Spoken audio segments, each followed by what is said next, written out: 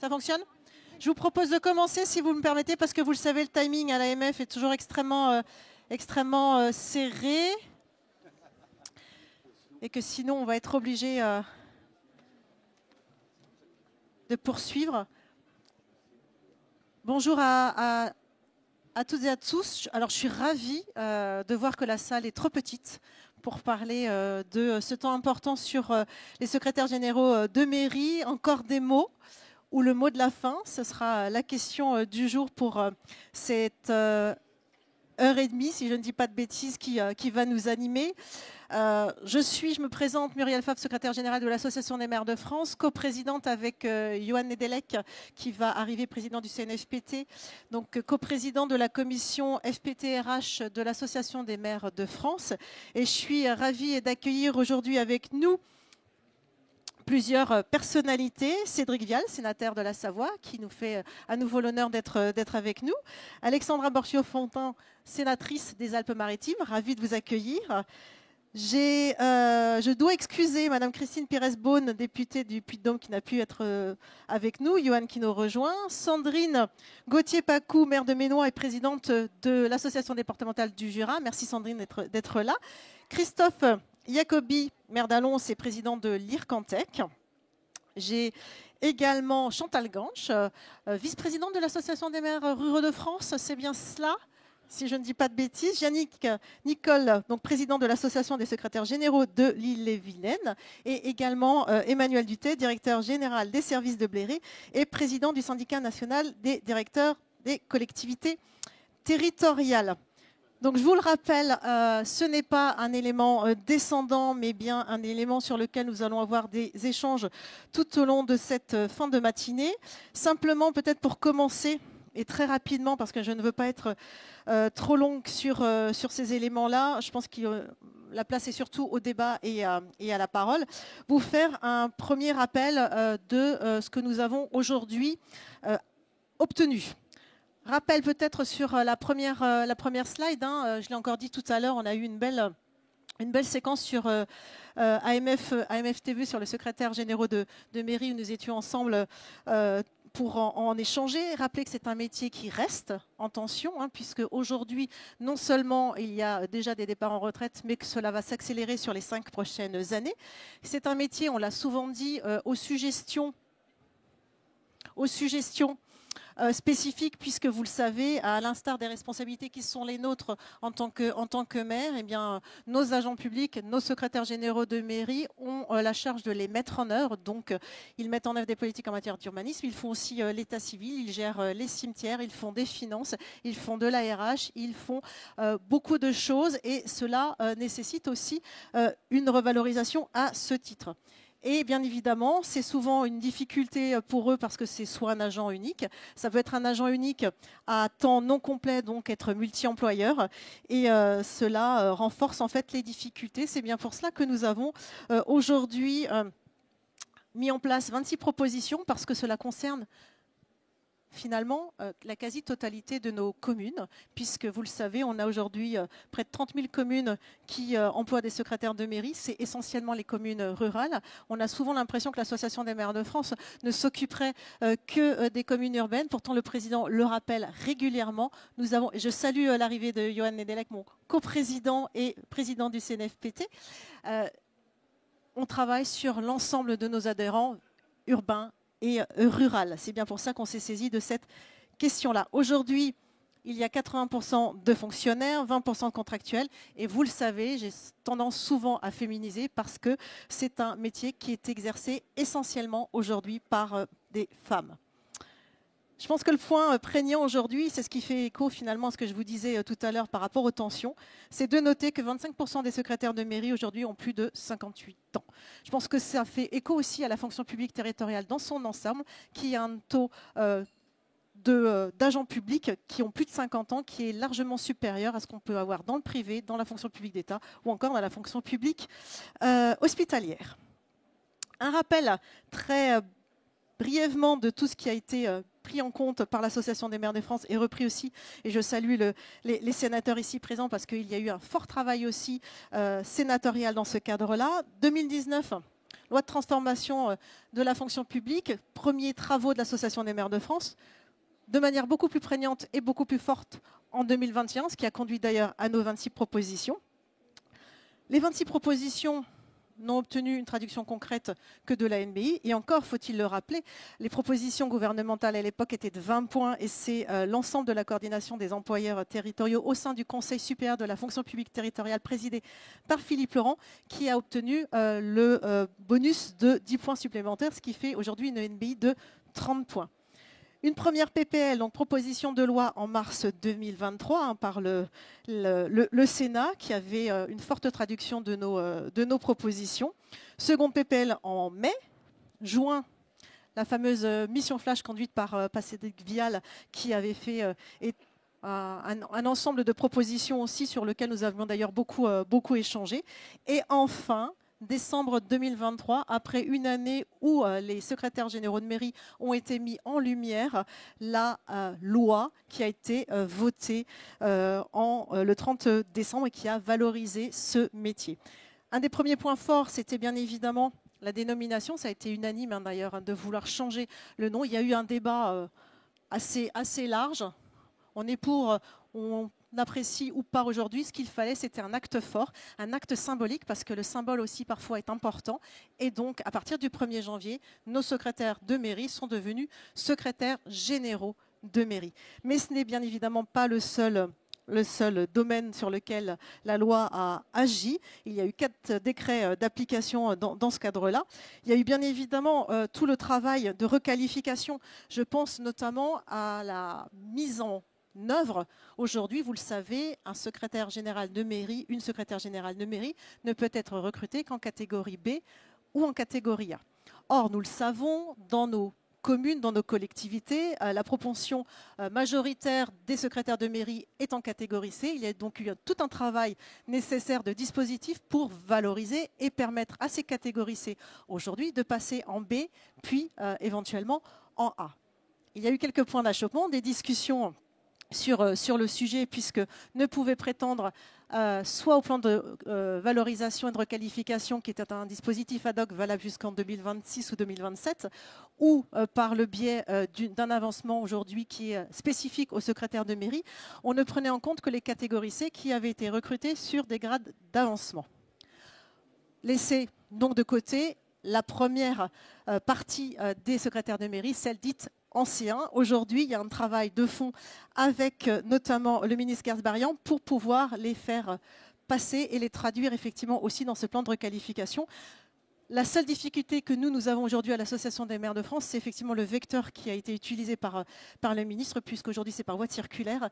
Et vous le savez, pour changer la loi ou un règlement, c'est extrêmement difficile de passer dans ce cadre-là. Donc je pense qu'il faudra encore avoir des discussions dans ce cadre.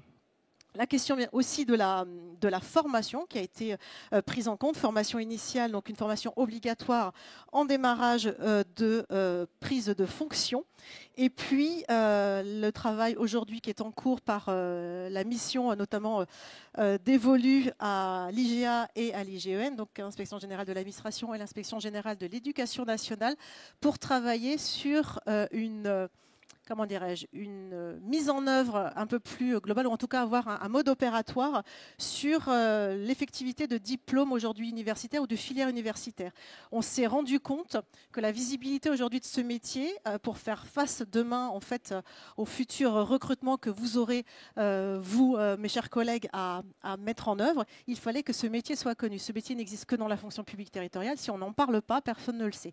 De passer en fait par une formation scolaire universitaire, c'était un élément d'enjeu pour l'Association des maires de France. C'est ce qui a été inscrit dans la loi avec la mise en œuvre de ce rapport.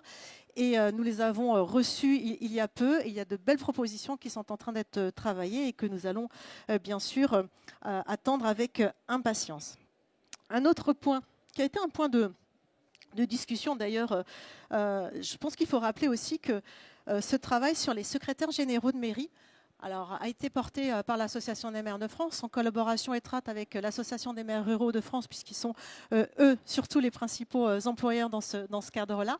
Mais ça a été un travail extrêmement collaboratif avec les sénateurs et collaboratif avec le gouvernement et le ministre. On a essayé de trouver des solutions consensuelles. il y avait des points d'achoppement. Et je pense que c'est important aussi dans le débat d'avoir des points de discussion et des points d'achoppement pour continuer à faire évoluer, parce que c'est une grande avancée. Elle n'est pas finie, la loi reste perfectible, mais en tout cas, il y a une grande avancée en 2023. Et l'un des points de discussion, c'était effectivement la question financière. Aujourd'hui, vous le savez, nombre d'entre vous, chers collègues, me disent souvent qu'ils ne peuvent pas forcément payer suffisamment leur secrétaire de mairie faute de moyens. Donc là, la question, elle est renvoyée à Bercy et le sujet va être extrêmement complexe. Mais il y avait aussi cette question de se dire comment rémunérer mieux lorsqu'on le pouvait. C'est tout le travail qu'avait fait l'Association des maires de France avec le syndicat national des directeurs généraux de collectivités territoriales.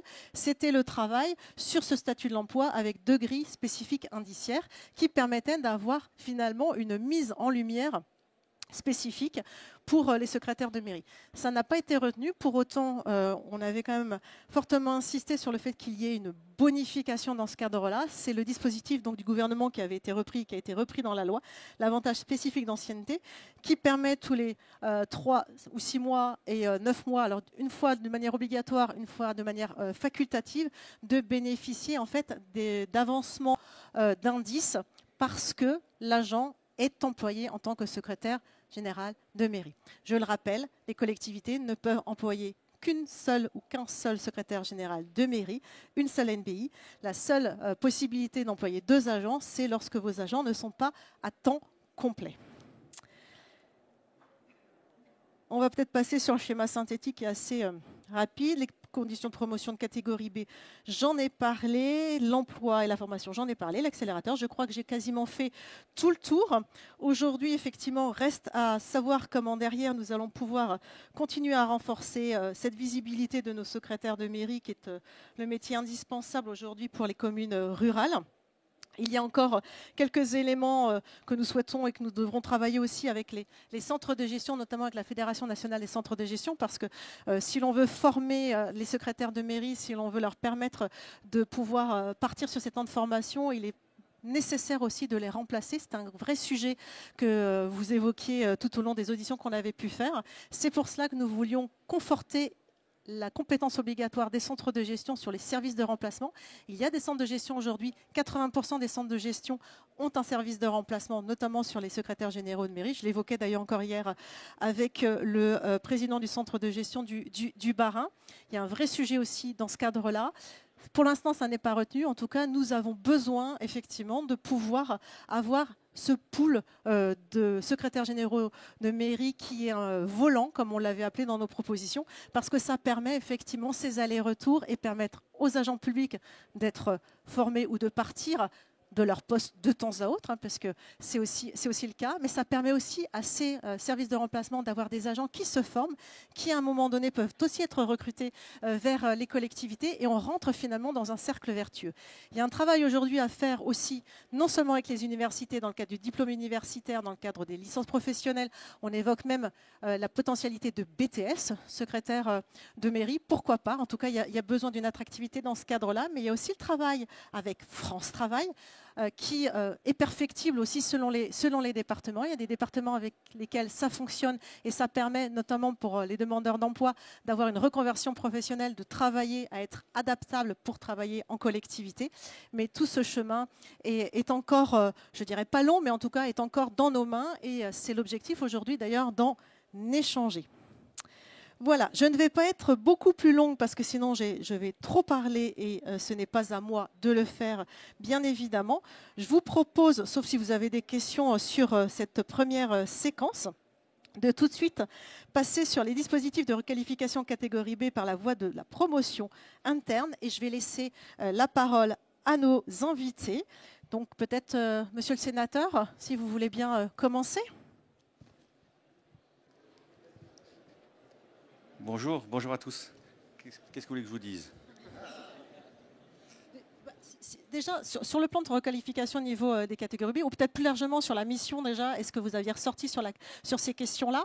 Je sais que vous aviez une interrogation, on avait du coup un échange sur le fait de ne pas forcément recruter qu'en catégorie B ou A, mais éventuellement catégorie C. Je pense que c'est peut-être un instant où on peut présenter aussi nos divergences.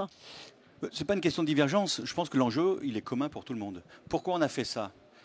Parce qu'on aime nos secrétaires de mairie. Mais ce n'est pas une raison suffisante. On a fait ça parce qu'il y a un enjeu d'intérêt général, c'est l'attractivité du métier, et c'est que si on fait rien, et si on n'avait rien fait, et je pense que le travail n'est pas fini, si on n'avait rien fait, en 2030, il allait nous manquer des secrétaires de mairie dans 40% des mairies de France. Si on n'a pas de secrétaire de mairie, on n'a pas de maire. On sait tous ici dans cette salle, je pense que le binôme, il est indispensable. Si on n'a pas de maire, on sait tous les conséquences que ça peut avoir, ou de candidats à la mairie, sur derrière l'organisation de l'ensemble de notre pays et de nos collectivités territoriales. Donc c'est un enjeu d'intérêt général. On ne fait pas ça, je le dis, s'il y a des secrétaires de mairie dans la salle, il y en a, j'imagine, on ne fait pas ça que pour vous. Même si on vous aime, on fait ça aussi un peu pour vous. On fait ça parce qu'on a besoin de vous et qu'on a besoin de secrétaires de mairie. Premièrement. Deuxièmement, on a besoin le métier, il a évolué. On le sait pour le maire, on le sait pour les secrétaires généraux de mairie, c'est de plus en plus difficile. Il y a de plus en plus de contraintes, c'est de plus en plus administratif. Et à chaque fois qu'on dit qu'on va simplifier, on arrive toujours à remettre une couche de complexification. Donc on a besoin d'agents qui soient mieux formés qu'ils ne l'étaient, qui permettent d'accompagner les élus au mieux. Et puis de sécuriser les actes juridiques, c'est quand même ça le rôle du secrétaire de mairie. Hein. C'est aussi sécuriser les actes juridiques du maire, c'est préparer les décisions et c'est se repérer dans les méandres administratifs. Donc ça nécessite un accompagnement.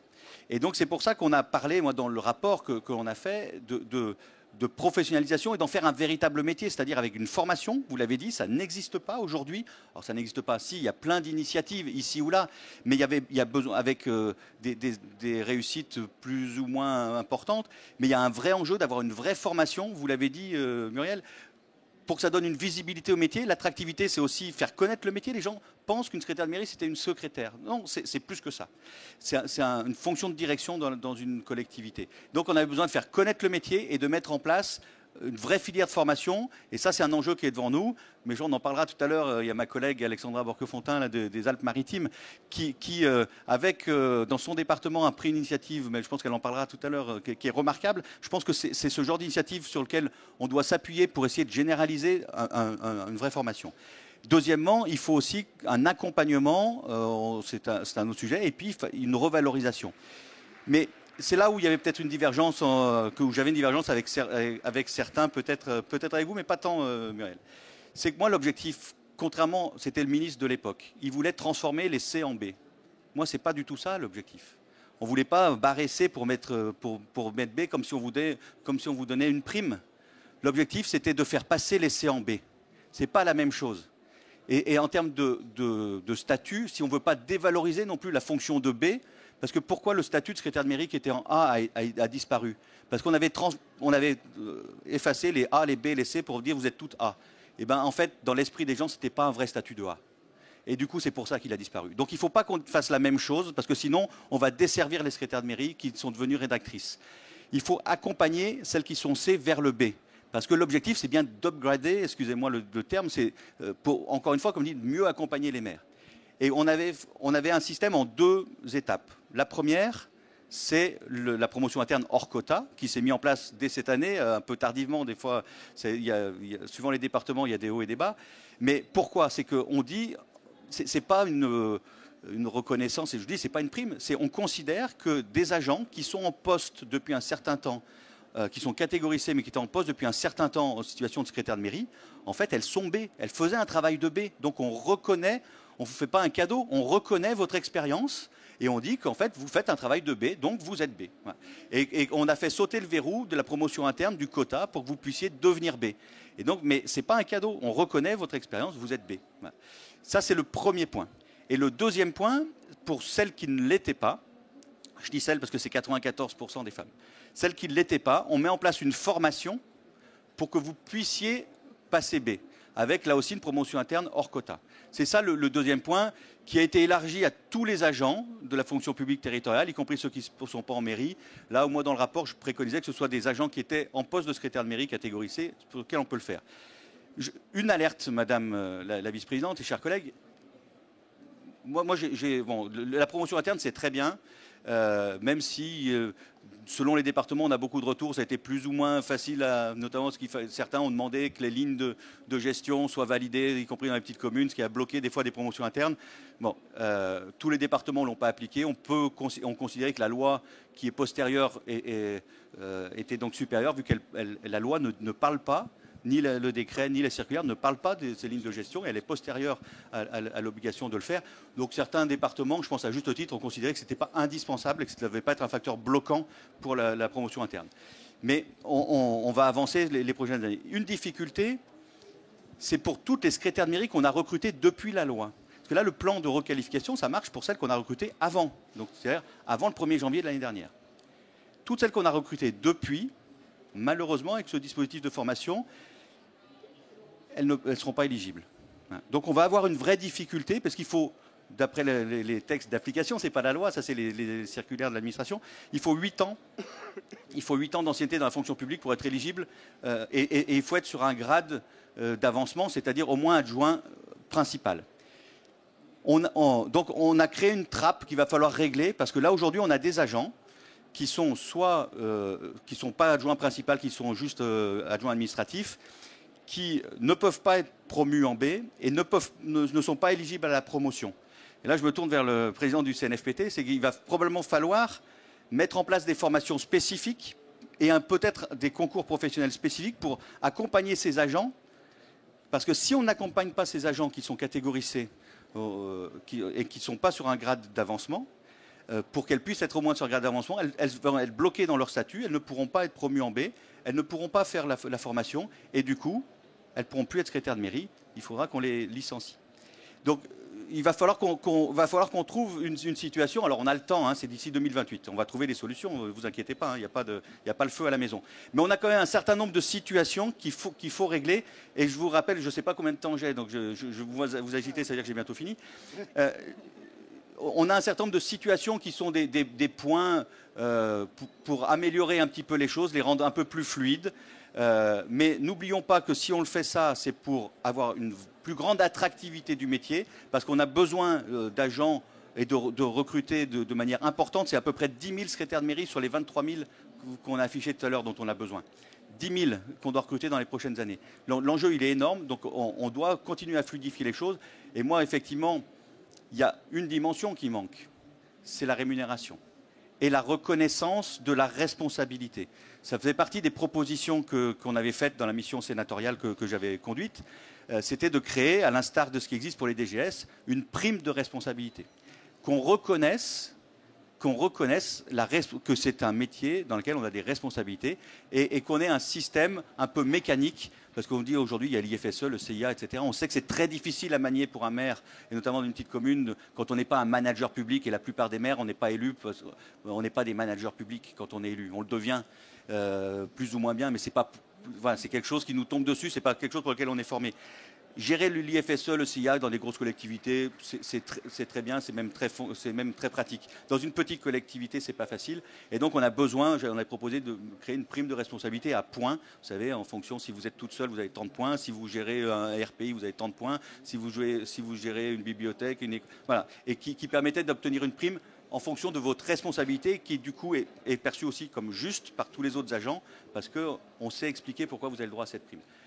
Je ne suis pas plus long. Mais en tous les cas, je vous redonnerai la parole. On parle de la loi. Cette loi est une avancée, notamment pour le plan de requalification. Elle pose encore un certain nombre de questions. Moi, j'ai déposé une autre proposition. J'ai posé une autre proposition de loi justement pour essayer d'améliorer un certain nombre de points.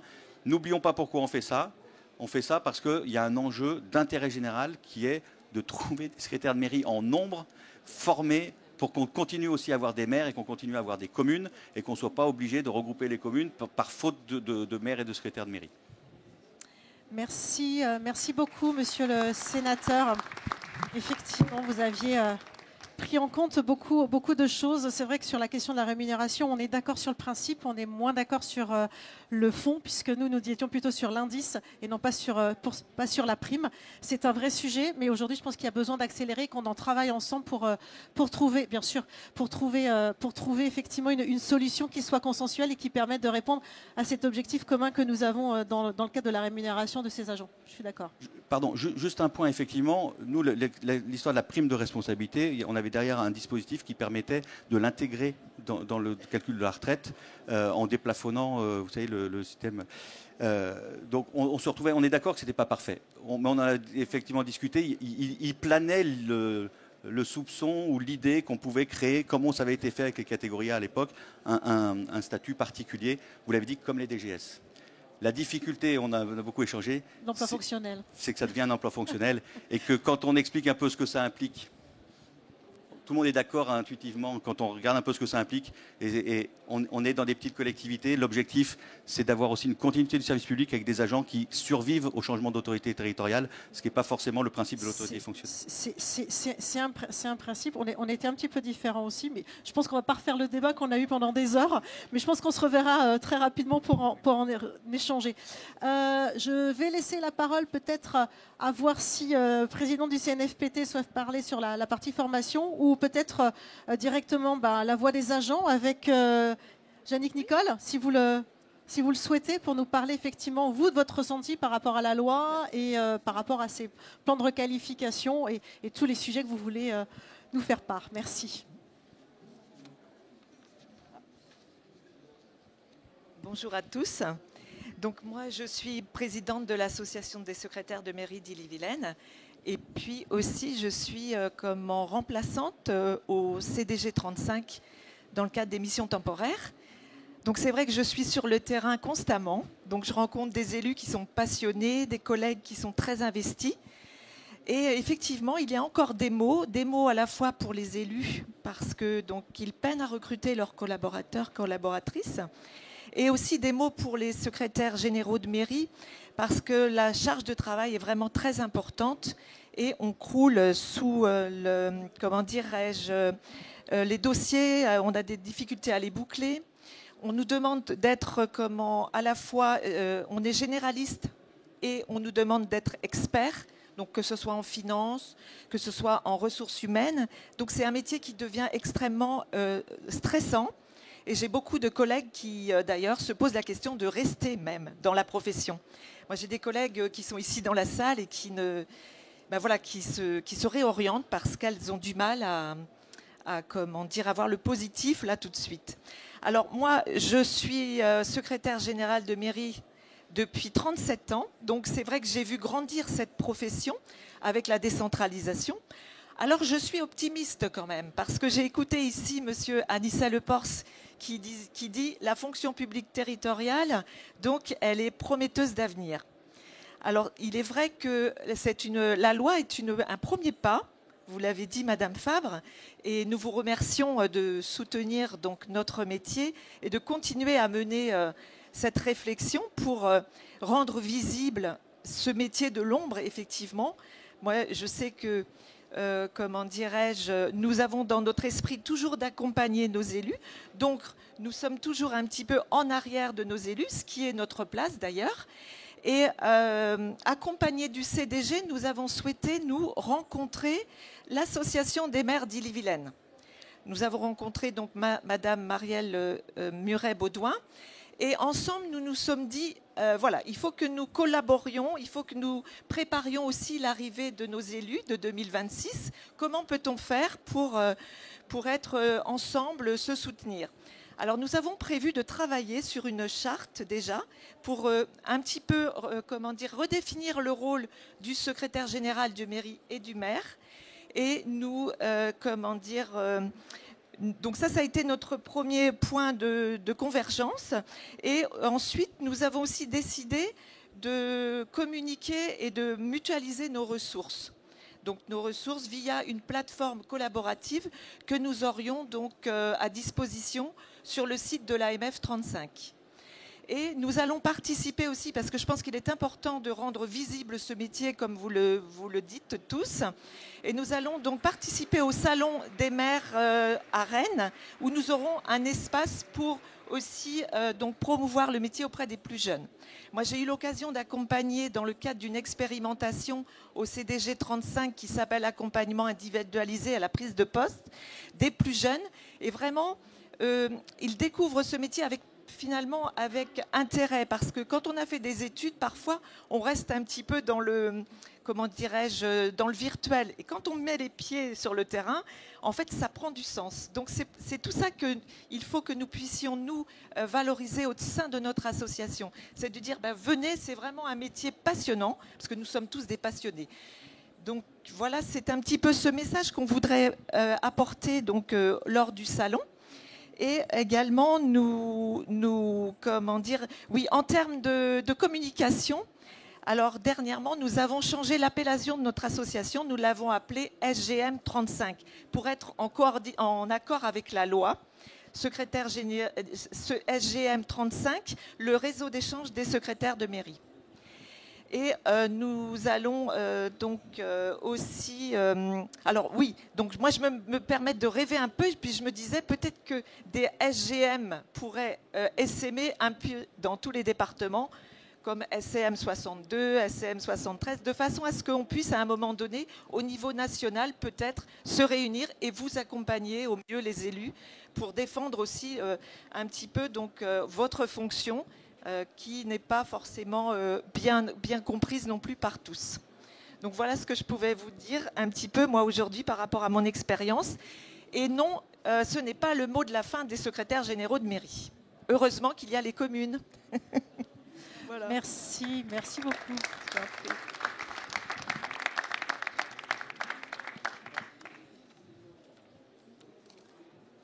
Merci pour ces mots de secrétaire général de mairie. Je pense que les associations se développent, puisque, sauf erreur de ma part, le ministre a rendu visite à l'une d'entre elles il y a peu dans le Gers, si je ne dis pas de bêtises. C'est là d'ailleurs qu'il a fait quelques annonces. Donc je pense qu'effectivement, il y aura peut-être vocation à ce que ça se transforme en association nationale, mais sans obérer le rôle, évidemment, des organisations syndicales dans ce cadre-là, qui sont nos premiers interlocuteurs aussi. Je passe la parole avec grand plaisir à mon coprésident de la commission FPT et surtout président du CNFPT, puisqu'ils ont beaucoup de choses aussi dans ce cadre-là en matière de mise en place de cette formation initiale et d'autres sujets. À toi la parole, Yoann. Merci Muriel. Bonjour à toutes et à tous. Monsieur le sénateur, vous avez évoqué effectivement le CNFPT, donc le Centre national de la fonction publique territoriale. Alors, je suis un Breton aussi, alors pas du 35, mais du 29, on est presque voisins. Et je suis aussi un élu, un affreux cumulard, puisque je suis aussi président donc, du CNFPT, mais aussi président du centre de gestion du Finistère, ce qui permet aussi d'avoir un lien et aussi une constance dans ce sujet des secrétaires généraux de mairie. Alors, Monsieur le sénateur, tout à l'heure a évoqué la nécessité, l'importance d'aller encore plus loin. Alors, on a jusqu'en 2028 pour parfaire cette offre de formation.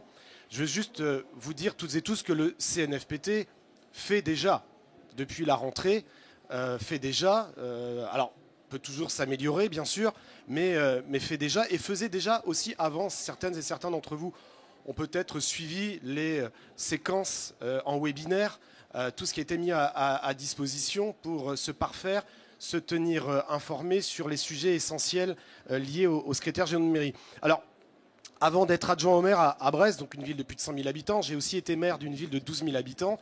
Alors c'était DGS, mais ça avait été avant secrétaire de mairie. Il y a eu cette évolution en cours de route, donc je connais naturellement bien ce sujet de secrétaire de mairie et via le centre de gestion, évidemment aussi. L'importance des secrétaires de mairie, en tant qu'élu local, moi quand je suis arrivé maire, bien sûr, comme certains de mes collègues ici, il était évident que devenir maire sans avoir une secrétaire de mairie ou un secrétaire de mairie efficace, qui connaît, qui nous accompagne, c'est même pas la peine d'espérer avancer, surtout quand on débute dans un premier mandat sans expérience politique j'ai envie de dire, suffisamment solides. Cela implique d'avoir des formations de qualité. Des formations de qualité, j'ai envie de dire, tout au long de la vie pour celles et ceux qui font le choix d'aller sur ce métier. C'est pourquoi la loi, et je tiens à le dire ici, la loi a validé les choses après un gros travail de l'AMF et l'investissement. J'étais en retard, hein, Muriel, je suis désolé, mais peut-être que tu ne l'as pas dit. Donc je vais non mais tu l'as peut-être pas dit que tu t'étais vraiment investi toi, voilà, sur ce sujet. Et je tiens à ce que vous le sachiez, c'est que Muriel Fabre, j'étais pas président du CNFPT à ce moment-là, mais a vraiment beaucoup travaillé avec l'AMF, bien sûr avec toutes les parties prenantes, tous les partenaires, pour faire de cette fonction une vraie reconnaissance dans le cadre de la loi. Donc une fois que c'est fait, une fois que tout ça est mis en route, il faut avoir ces formations qui sont mises en place. Donc le CNFPT répond bien sûr présent. 245 métiers dans la fonction publique territoriale. Donc ça fait beaucoup de monde à former. Peut-être que certaines et certains d'entre vous ne sont peut-être pas suffisamment satisfaits dans la réponse, dans la rapidité par rapport à vos besoins. Mais je puis vous assurer que nous faisons vraiment le maximum pour avoir une réponse unique, et y compris sur les secrétaires généraux de mairie, partout en France, France hexagonale et France ultramarine. Croyez-moi, c'est pas évident. Mais il faut répondre à cet enjeu-là et le CNFPT le fait. Mais 2 points de précision quand même, c'est la formation pour les primo-affectés, tous ceux qui arrivent en fonction de l'évolution de leur carrière, et puis les fonctionnaires de catégorie C qui ont souhaité exercer, on en a parlé, cette fonction de secrétaire général pour passer en catégorie B. Donc on a 2 blocs, 2 propositions différentes pour former et pour accompagner. La première étant bien sûr pour les primo-affectés, donc une séquence de 15 jours. Est-ce que c'est long? Est-ce que c'est pas long? Est-ce que c'est trop long? Est-ce que c'est pas assez long? Le débat est ouvert. 15 jours pour les primo-affectés, avec 10 jours sur les fondamentaux. Alors je ne sais pas si 10 jours c'est suffisant pour baliser les fondamentaux du métier de secrétaire général de mairie. Et puis 5 jours en complément, décider entre la personne qui s'engage et la collectivité sur le panel de l'offre de formation qui existe. Donc c'est au choix pour parfaire ce travail sur l'urbanisme, sur les finances, l'accompagnement pour le budget, le droit funéraire, tous les sujets qui font que c'est du quotidien la priorité des secrétaires généraux de mairie. Et donc sur ce premier point, donc les choses sont dites. Et puis sur les fonctionnaires de catégorie C évoluant vers une catégorie B, donc cette formation qualifiante de 56 jours, c'est beaucoup plus important, et sanctionnée par un examen à l'issue pour parfaire donc cette séquence de formation. Donc on a vraiment 2 pôles, 2 blocs pour accompagner au mieux les collectivités. C'est travailler bien sûr sur le terrain, c'est travailler avec les partenaires. J'insiste vraiment lourdement là-dessus, et c'est l'occasion du Congrès des maires de faire vraiment le maximum. Dans mon département, j'ai des collègues élus qui ont été, et je pèse mes mots, qui ont été en burn-out. Je pense que ça vous parle. Qui ont été en burn-out parce qu'il n'y avait pas de secrétaires généraux, enfin secrétaire de mairie à l'époque, secrétaires généraux disponibles. Donc nous, au centre de gestion, casquette CDG, on a décidé de créer, alors Muriel l'a dit, des secrétaires généraux de mairie volants. On les avait baptisés comme ça dans le Finistère. Alors ça fait des petits. Je m'attribue pas la paternité de ce terme. En tous les cas, c'est une belle nouvelle de voir que les 80% des CDG ont cette offre de remplacement. Moi, je voulais aller plus loin. Je voulais aller plus loin sur l'obligation, et je pense qu'il faut continuer à se battre là-dessus, sur le côté réglementaire, comme quoi les CDG doivent avoir cette compétence-là, ce pool, pour mettre à disposition les secrétaires généraux de mairie sur le territoire. Et je reviens à cela, c'est parce qu'on a créé 2 postes de secrétaires généraux de mairie dans le Finistère, volants. Pourquoi pas 3? Ils tournent tout le temps. Ils tournent tout le temps. Les besoins sont là. On a même des élus qui nous disent pourquoi pas moi alors que les autres l'ont. C'est-à-dire qu'on peut pas, le don d'ubiquité, c'est pas une science, quoi. Je veux dire, c'est pas possible. Donc l'objectif est peut-être d'aller plus loin. On a un sujet financier, évidemment, parce que tout ça a un coût, mais on a l'obligation, les centres de gestion et bien sûr le CNFPT, de répondre au plus proche des attentes des collectivités. Donc on va continuer en ce sens. L'objectif est de répondre bien sûr positivement. Sachez bien qu'au CNFPT, on veut parfaire ces formations en fonction des besoins. Ce n'est pas quelque chose de générique, c'est quelque chose en fonction vraiment des attentes et des besoins. Donc on surveille ça comme le lait sur le feu au quotidien.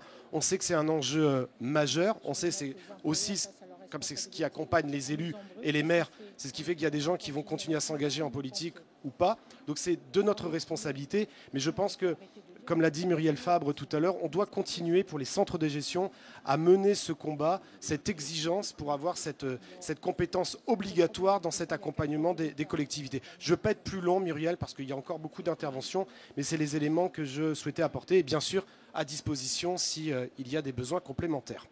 Merci beaucoup, Johan. Effectivement, cette compétence obligatoire, elle doit se faire de pair avec la formation et le besoin de formation en amont évoqué tout à l'heure par Cédric Vial aussi. Et dans mes propos, c'est qu'aujourd'hui, la crainte de certains centres de gestion, c'est de se voir piquer ces secrétaires de mairie, du coup, d'avoir du mal à recruter. Le recrutement est un sujet, mais ça ne doit pas nous empêcher d'agir sur toutes les petites pistes qui, mis bout à bout, et lorsqu'on aura des solutions pour toutes, permettront effectivement d'aboutir au mot de la fin, justement. Je vais laisser aussi la parole à Chantal Ganch, au titre de l'Association des maires ruraux de France, sur cette séquence, avant de passer aux questions éventuelles de la salle, pour rappeler aussi le travail de l'Association des maires ruraux dans ce cadre-là. Chantal, à toi. Merci Muriel. De toute façon, ce travail a été fait en collaboration depuis des années, puisque je crois qu'on y est depuis des années, on est de toute façon face au même problème. Moi, je voulais vous dire, monsieur le sénateur, vous parliez tout à l'heure d'intérêt général, mais c'est la commune même, c'est l'existence même, et c'est ce service de proximité. Et quand les secrétaires de mairie, nous étions ensemble au TECH, parlaient de métier passion, c'est un métier passion. C'est-à-dire que malgré tout ce qu'on peut dire, je pense à part le maire qui est à vos côtés, je crois que personne ne peut imaginer ce que vous faites. Le niveau des responsabilités. Donc aujourd'hui, cette revalorisation, c'est un minimum. Pour nous, et je crois qu'on partage au niveau des associations d'élus, c'était un premier pas. On n'a jamais été très satisfaits parce que je crois que notre demande, en tout cas, était beaucoup plus importante. Et nous souhaitons, monsieur le sénateur, qu'on remette tout de suite le travail. On retravaille tout de suite parce que là, on se rend compte, ce qu'on avait un peu prédit, Muriel, un petit peu les trous dans la raquette, et qui aujourd'hui, et je comprends la déception des secrétaires généraux de mairie, je comprends pour beaucoup. Je pense qu'effectivement, vous avez espéré, aujourd'hui, vous êtes très déçus. Donc, ce n'est pas notre objectif. Et moi, je voudrais quand même, oui, vous êtes le maillon, enfin en tout cas pour nous, notre collaboratrice ou collaborateur essentiel. Et puis on parle souvent aujourd'hui des élections. Mais si on veut aussi que des nouveaux maires, en tout cas hors les retraités, les actifs, s'investissent de cette mission, vous allez effectivement, il faut qu'il y ait une collaboratrice ou collaborateur à la dimension, parce que souvent les maires retraités dont je suis, on aide beaucoup, on participe, on remplace, si on peut. Mais enfin, en tout cas, la mairie reste ouverte. Et là, on veut aussi, par votre expertise, parce que moi, je n'appelle pas, vous n'êtes pas polyvalente, vous êtes polycompétente. Et quand on est polycompétente, il faut savoir le reconnaître et le revaloriser. Donc, je dis toujours à mes collègues qui, effectivement, et lors de notre entrevue au TECH, j'ai quelque chose qui a été demandé, c'est la formation des élus. Je pense qu'effectivement, que si les élus étaient formés aux ressources humaines, je pense qu'il y a ça pourrait vous faciliter un petit peu la connaissance d'ailleurs et vous aider. Vous, on vous demande d'être formés, pas les élus, pas trop, mais je crois. Et puis, il y a un autre sujet par rapport au pôle de remplacement. On l'avait évoqué, Muriel, tu te rappelles, c'est effectivement le problème des logiciels. On est en dématérialisation et souvent, les personnes ne connaissent pas le logiciel, donc ne peuvent pas venir remplacer. Donc, au niveau des centres de gestion, c'est une question qui se pose. Comment on peut voir aussi par secteur l'uniformisation des logiciels, parce que ça, c'est un vrai sujet pour vous aider. Et puis, pour le salaire, moi, je dis toujours que la bonne personne, au bon endroit, au bon moment, vous fait toujours gagner de l'argent. Secrétaire généraux, ce n'est pas du fonctionnement, c'est de l'investissement. Donc, plus on vous reconnaîtra, plus on vous permettra de vous former, vous serez, en définitive, gagnant-gagnant pour la commune.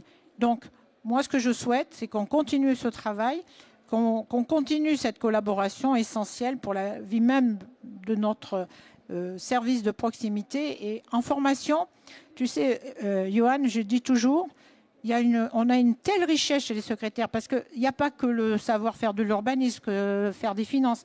Il y a aussi toute l'histoire de la commune, toute cette connaissance de l'accueil du public, toute cette histoire. Et il faut du tuilage.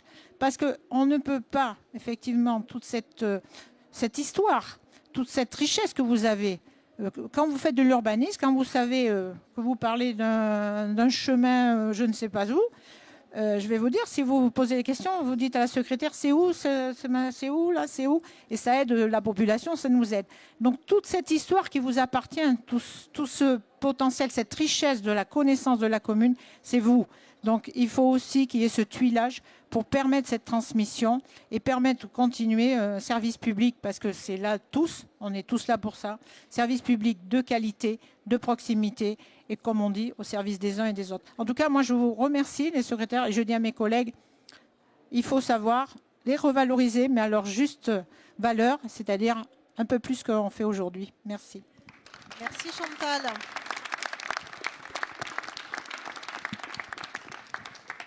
Je pense qu'aujourd'hui, il y a un sujet. Alors, moi, je ne partage pas ta déception, parce que je pense qu'il y a aujourd'hui, on a preuve en est du nombre de maires et de secrétaires généraux de mairie présents dans cette salle. À chaque fois qu'on y va, on se déplace aussi, tu l'as rappelé, avec le CNFPT dans les régions. Et à chaque fois, effectivement, il y a quand même un retour positif de ce qui a été fait. On l'a dit, on partage tous le même constat. Il faut qu'on continue, effectivement, et c'est ce travail collaboratif qui nous permettra de le faire.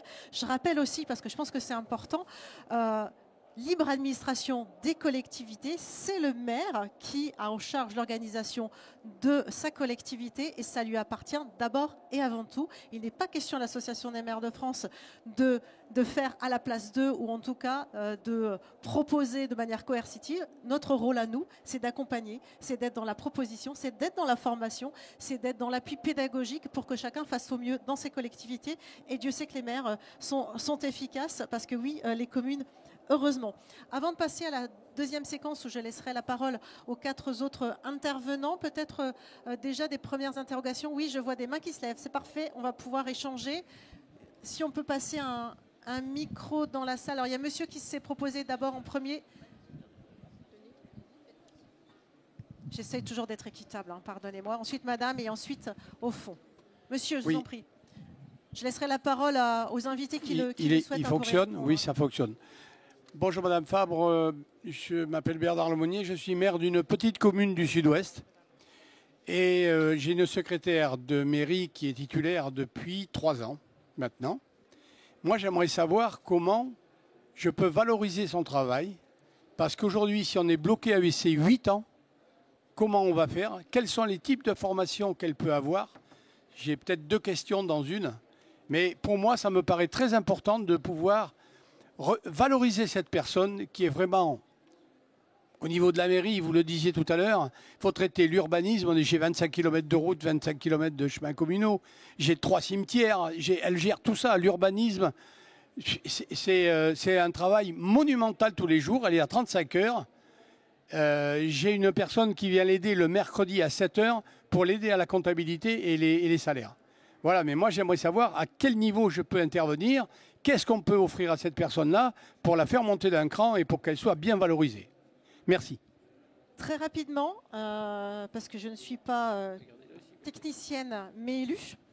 Mais simplement, comme on a participé avec nombre de personnes ici présentes aux travaux sur notamment les décrets, un texte réglementaire qui vient en application d'une loi, ce n'est pas aussi simple. C'est pour ça qu'il y a 2 dispositifs aujourd'hui qui existent. Il y a d'abord ce plan de revalorisation et de requalification temporaire. Je crois qu'on m'entend plus. Je vais parler un peu plus fort. Donc là, c'est 4 ans. C'est 4 ans de service effectif. Ça, c'est le dispositif principal qui permettait effectivement de ne pas laisser au bord du gué, en fait, les secrétaires de mairie qui actuellement sont en poste. Les 8 ans, c'est pour éviter un effet d'aubaine. c'est-à-dire de recruter en catégorie C, de faire un claquement de doigts et de faire passer les agents en catégorie B. Le plan de formation, enfin, pardonnez-moi, au titre de la formation-promotion, l'objectif est là d'avoir un levier de recrutement, c'est-à-dire d'avoir des catégories C dans des mairies des agents qui veulent être promus secrétaires généraux de mairie ou en tout cas qui veulent aller travailler et de pouvoir les faire accéder à ce cadre-là. Donc c'est deux choses bien distinctes. Donc il y a 4 ans et 8 ans. Et 8 ans, c'était pour dire je n'arrive pas, je m'installe en catégorie C et je passe secrétaire généraux de mairie. C'est important aussi d'avoir des leviers, mais aussi des freins pour éviter des effets d'aubaine qui ne sont pas souhaités en fait dans ce cadre de requalification. Voilà. Pardon, peut-être juste un mot, si j'ai bien compris, elle est adjointe administrative depuis 3 ans. Si j'ai bien compris, pardon, elle est adjointe administrative depuis 3 ans. Donc effectivement, on avait imaginé la formation, il faut avoir 8 ans, donc ce ne sera pas possible. Par contre, d'ici 2028, elle aura ses 4 ans d'expérience. Il faudra juste qu'elle soit sur on appelle ça un grade d'avancement, c'est-à-dire qu'il faut qu'elle soit adjointe principale. Et là, adjointe principale, on pourra reprendre ça a été validé, la demande aussi de l'AMF, on pourra reprendre son expérience quand elle était simplement adjointe administrative, même si les textes disent aujourd'hui qu'il faut être adjoint principal pour être secrétaire de mairie. Donc normalement, mais là on les reprend. Donc vous attendez 1 an. Voilà. Pardon ? Si elle est adjointe principale, quand elle aura 4 ans d'ancienneté, elle pourra demander la promotion interne. Si elle n'est pas adjointe principale, c'est ce que je disais tout à l'heure, il faut qu'on puisse accompagner ces agents pour devenir adjoint principal. Et là, s'ils sont secrétaires de mairie, ils pourront au bout de 4 ans passer en catégorie B.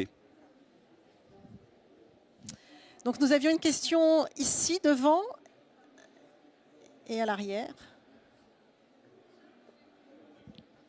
Bonjour à tous, ça fonctionne ? Non ? Bonjour à tous, monsieur le sénateur, Marie Boyer, alors j'ai 60 ans, rédacteur principal première classe ayant passé les concours, exerçant la fonction de secrétaire général de mairie depuis 30 ans.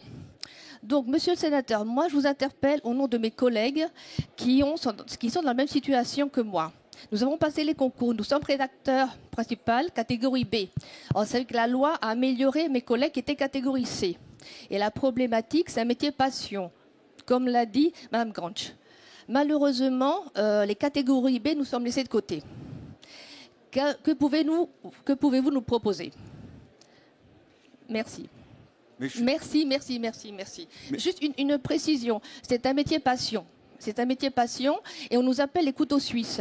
Et je dirais aussi, je remercie Mme la maire ici présente, je suis secrétaire générale de mairie d'une commune de 500 habitants. Merci à Mme la maire, Sylviane Grandchamp, qui fait avancer les agents. Mais au bout de 30 ans, la problématique, c'est l'attractivité et la retraite. On n'en parle pas, mais on a commencé à 25 heures. On est passé difficilement à 35 heures. On est sur le terrain. Arrivé à la retraite est proratisée. Et malheureusement, on ne peut pas se rattraper. C'est pour ça... Monsieur le maire, je vous rejoins. Aidez à avancer votre collaboratrice parce qu'arriver à la retraite, c'est une catastrophe. Merci, monsieur le sénateur. Pensez à nous, pensez aux catégories B. Bien sûr. Alors, 2 choses. Votre deuxième partie, je ne répondrai pas parce que là, on est sur un sujet qui touche la fonction publique dans son ensemble. Ce n'est pas un sujet spécifique au secrétaire de mairie. Vous avez raison, mais on ne peut pas apporter une réponse que pour vous. Là, ce serait une réponse qui serait générale. Par contre, on l'a dit tout à l'heure, si on veut en faire un vrai métier, il faut qu'il y ait des perspectives de carrière. Et donc, c'était un point de désaccord. Et pourquoi on en est là ? Moi, je vous invite à lire mon rapport.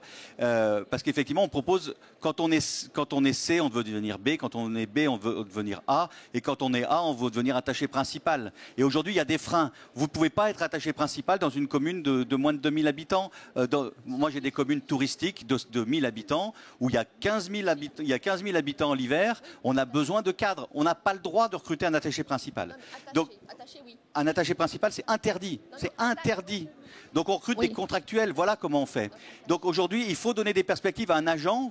La perspective, c'est de dire tu peux progresser dans ta carrière sans être obligé de changer de poste. Donc ça, c'est un autre sujet. On n'a pas réussi à le régler. Il faudra le régler. Pour les B qui doivent passer en A, ça faisait partie de nos propositions avec un dispositif qui est forcément un peu plus complexe et c'est normal que le passage de C en B, mais on doit proposer ces évolutions-là. Ça fait partie des points de désaccord qu'on avait avec le ministère de la fonction publique précédent et ça fait partie des choses dans la proposition de loi que j'ai déposée qu'on veut essayer de réparer. Il faut qu'il y ait des évolutions. Pour vous compreniez bien, la différence d'état d'esprit qu'on avait avec le ministère de la fonction publique, entre le Sénat, notamment le ministère de la fonction publique, c'était M. Guérini, mais qui n'est plus là. Vous voyez sourire, mais je ne pense pas que c'est la plus mauvaise chose qui puisse arriver à la fonction publique et au secrétaire de mairie. Lui, il avait une approche de dire, il faut une secrétaire de mairie, c'est un B. Donc celles qui sont C, on les passe B, on va recruter en B, et puis point à la ligne. Il n'avait pas cette vision évolutive avec la diversité des mairies. On le connaît tous dans nos départements. Il n'y a pas une mairie qui se ressemble. Voilà. Et donc il faut qu'on ait ces programmes d'évolution. Vous avez tout à fait raison. Il faut qu'un B, on le propose. Alors ça ne veut pas dire qu'on va transformer les B en A. Ça veut dire aussi qu'il faut qu'on les accompagne pour devenir des A et des vrais A. C'est ça. Par de la formation et peut-être de la promotion aussi facilitée. Mais ça fait partie des sujets qui sont encore sur la table et vous avez tout à fait raison. Comme je disais, la rémunération, je suis à l'initiative de la loi. Je ne l'ai pas votée. Je ne l'ai pas votée.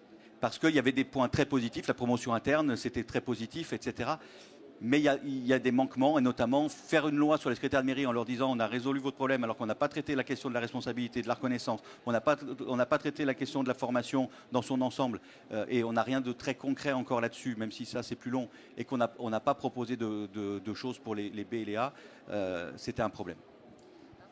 Excusez-moi, monsieur le sénateur, juste une précision. Oui, je voudrais compléter quand même les propos de Cédric Vial. Alors, je ne partage pas tout, notamment sur la question des... C'était un sujet aussi. Hein, est-ce qu'on met toutes les catégories A, B, C pour être secrétaire de mairie et secrétaire généraux de mairie? Je pense qu'il y a besoin d'une lisibilité aussi dans ce cadre-là, d'ailleurs, à l'instar du privé, d'avoir une rémunération et une identification en fait, des catégories en fonction des responsabilités qui sont les vôtres et qui doivent répondre aujourd'hui de la libre administration, de ne pas rentrer non plus en concurrence sur d'autres fonctions. Je pense aussi aux questions de DGS et d'avoir en fait une lisibilité de parcours professionnel. Par contre, ce que je partage, c'est effectivement le besoin de carrière et de mobilité professionnelle aussi, et d'inciter, comme on le voit, parce que moi je n'ai jamais partagé en tant que maire le fait de juste faire progresser en fait un agent en catégorie. Pour moi, une progression de catégorie, c'est aussi une progression de responsabilité, c'est aussi une progression de management. Et si ça doit inclure ou induire une mobilité, je pense que c'est pertinent aussi parce qu'on a besoin de se confronter dans les regards et qu'aujourd'hui, les nouvelles générations qui viennent n'ont pas envie d'une progression linéaire, mais bien aussi d'avoir des métiers qui font sens, et c'est là-dessus qu'il va falloir répondre, et c'est là-dessus qu'il va falloir, nous, avoir de la souplesse dans ce cadre-là. Je pense que ça, c'est important, c'est-à-dire de permettre la progression, mais pas une progression pour une progression, parce qu'effectivement, il y a un parcours professionnel qui doit se dessiner. Je pense que c'est ça l'important. Pardon, juste une précision ensuite, par rapport à l'handicap. Alors, malheureusement, très rapidement, oui, parce que sinon, je voudrais quand même que les autres intervenants... L'avancement des agents qui sont en situation d'handicap, on en a parlé lors du congrès, tout simplement.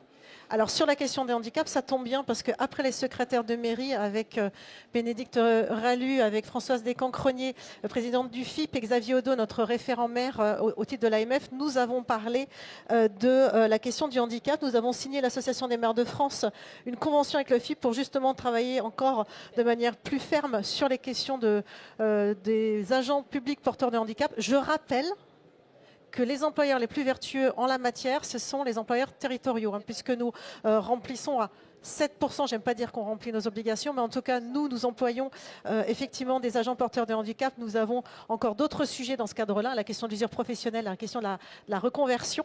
Ce n'est pas fini, hein, c'est aussi lié aux travaux sur la retraite sur lesquels nous avons été force de proposition, mais ça fait partie des sujets. Au fond, bonjour à tous. Alors moi je suis troisième adjointe dans une commune de 550 habitants en Corrèze et je suis secrétaire générale de mairie dans une commune de 320 habitants.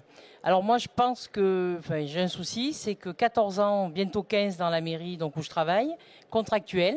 Voilà, j'ai passé le concours, ce que le centre de gestion me recommande systématiquement. Sauf que le concours, il ne correspond pas du tout à ce qu'on fait à la mairie. Et deuxièmement, pour aller passer le concours, il faut avoir le temps de réviser. Et soit on laisse le travail à la mairie, soit on prend des jours pour réviser. Sauf que quand on est seul, quand on revient, le travail est toujours au même poste. Alors moi, je voudrais savoir, moi j'ai l'impression d'avoir été oubliée dans ce système. Voilà, 14 ans en poste. Madame le maire, je dénigrerai pas parce que fait tout ce qu'elle peut pour... elle a même rencontré chez nous le député qui défendait la loi. À l'époque, c'était Monsieur Dubois. Mais voilà, qu'est-ce que je vais devenir? Parce que je pense que le travail, je le fais. C'est du lundi au dimanche soir, inclus. Tout le monde a mon portable, tout le monde m'appelle. Hier, j'étais ici, il y a un arbre qui est tombé sur la route. J'ai appelé la DDT d'ici pour signaler l'arbre. Enfin, j'aime mon métier, il n'y a aucun souci, il n'y a pas de problème. Ma commune, je l'aime aussi. Par contre, voilà, qu'est-ce qui va m'arriver, en fait, voilà. Je reviendrai sur... on prendra vos coordonnées avec Stéphanie Collas, ma chargée de mission, pour étudier plus en détail votre situation, parce qu'il faut que je la connaisse pour pouvoir y répondre. Simplement, aujourd'hui, dans le cadre plus général de l'attractivité de la fonction publique territoriale, en tout cas des éléments qui nous semblent saillants à mettre en exergue, a été rappelé encore, et au ministre Guérini lorsqu'il parlait de la réforme, et au ministre Kasbarian désormais en place, la nécessité de réformer les concours. Aujourd'hui, on a besoin, effectivement, que ce soit, je ne vais pas dire simplifié, parce que ça voudrait dire il y aurait peut-être une volonté d'imaginer une dégradation. Ce n'est pas cela. C'est qu'aujourd'hui, on doit s'adapter effectivement aux agents qui ont envie de travailler dans la fonction publique territoriale. Donc, on parle beaucoup de concours sur titre aussi. On parle aussi, notamment pour les contractuels, on avait envie de remettre en vigueur le dispositif Pacte, qui permet aussi de pouvoir entrer dans la fonction publique. Donc, tout cela, aujourd'hui, bien, vous le savez, enfin, vous savez comme moi, on est tributaire du calendrier gouvernemental. On n'a eu que des séquences coupées systématiquement pour chaque événement électoral.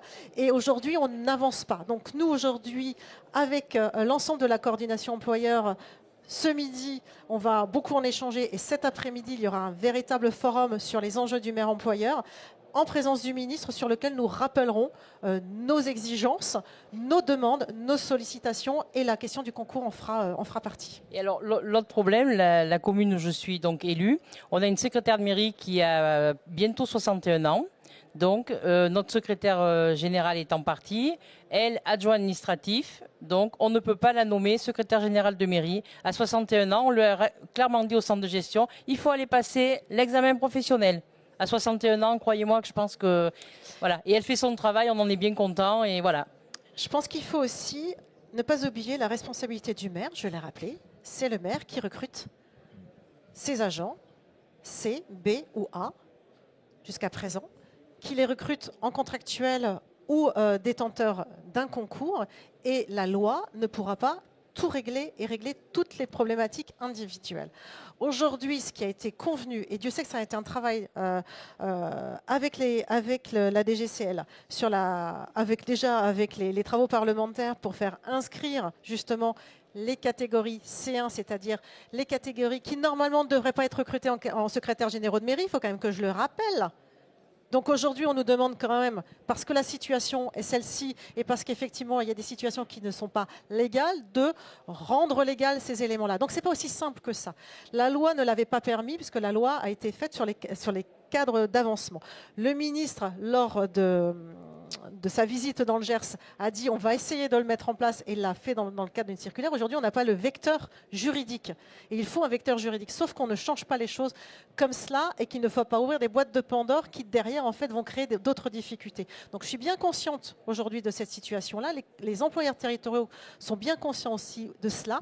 On essaye de faire un maximum de choses, mais on ne veut pas revenir dans un cercle vicieux alors qu'on est en train de travailler sur un cercle vertueux pour les secrétaires généraux de mairie. Merci. Alors, ce que je vous propose, mesdames et messieurs, vous gardez vos questions pour la fin, parce que je voudrais vraiment qu'il y ait aussi un exemple pratico-pratique et concret de ce qui se passe dans nos départements. Donc, on va passer sur la dernière séance, et ensuite, on rééchangera sur l'ensemble des questions, parce que je pense que c'est important de voir que Même en l'absence de loi, même en l'absence de dispositifs aujourd'hui réglementaires, on a dans nos départements, dans les départements où il y a de forts besoins en recrutement de nos secrétaires généraux de mairie, des travaux qui sont faits, des propositions, des innovations. Et vous le savez, à l'Association des maires de France, on est très friands de retours d'expérience pour justement pouvoir s'en inspirer. Et je vais tout de suite laisser la parole à la sénatrice des Alpes-Maritimes, Alexandra Borchio-Fontimp, qui a pas mal de choses à nous dire à ce sujet-là. Bonjour à tous. D'abord, vous dire combien je suis honorée et ravie d'être à vos côtés aujourd'hui. J'ai une première demande déjà à faire. J'espère que notre formidable président de l'AMF, maire de mon département, David Lisnard, consacrera une salle un peu plus grande l'an prochain. D'abord symboliquement pour montrer tout l'intérêt qu'il exprime, et je sais que c'est le cas pour nos fabuleux secrétaires généraux de mairie, et puis pour que vous soyez dans des conditions encore plus agréables l'an prochain. Merci en tout cas donc à l'AMF de me donner la parole sur ce sujet. Je voudrais saluer bien sûr l'AMF des Alpes-Maritimes. Beaucoup de maires ont réussi à se libérer pour participer à ces travaux. Je les remercie très chaleureusement. C'est vrai qu'au Sénat, avec mon collègue Cédric Vial, qui est vraiment un expert sur le sujet, je pense que chacun ici a compris comme il était passionné par ce sujet. C'est vraiment la voix du Sénat en faveur de nos secrétaires. Évidemment, rien n'est parfait, mais en tout cas, il est pleinement investi. Et je voudrais juste rectifier, la mission qu'il a menée au Sénat a été faite bien en amont de la proposition de loi qui a été votée. C'est même lui, et le président du Sénat l'avait rappelé, qui a vraiment impulsé cette dynamique nationale que chacun aujourd'hui, moi compris, a choisi de défendre. Dans les Alpes-Maritimes, en tant que sénatrice, je suis attachée à aller à la rencontre de mes maires ruraux. Alors pour ceux qui ne connaissent pas notre département, bien sûr, il y a notre formidable littoral de Cannes à Nice en passant par Antibes, dans laquelle je suis élue, mais 80%, plus de 80% de notre département est rural. Donc je suis attachée en tant que sénatrice, bien sûr, à être aux côtés des maires ruraux, et c'est fort de ce travail de terrain que j'ai ressenti, j'ai envie de dire presque ce traumatisme que vivent nos secrétaires de mairie et bien sûr les maires qui l'accompagnent. On parlait tout à l'heure de binômes. Pour moi, ils sont plus que complémentaires. Ils ont besoin l'un de l'autre pour exister. Et nous, en tant que législateurs, en tout cas, on essaye d'apporter de l'aide. Mais après, en tant qu'élu, j'ai fait le choix de lancer une initiative qui est inédite en France. Alors, je sais que des organismes de formation existent dans le public, dans le privé. Voilà, je suis partie sur une nouvelle formation, un nouveau diplôme avec l'Université Côte d'Azur, qui est une université labellisée IDEX, c'est-à-dire vraiment d'excellence en matière de recherche. Et donc, j'ai été toquée à la porte du président de l'université pour lui proposer de créer cette formation. Une formation diplômante d'1 an.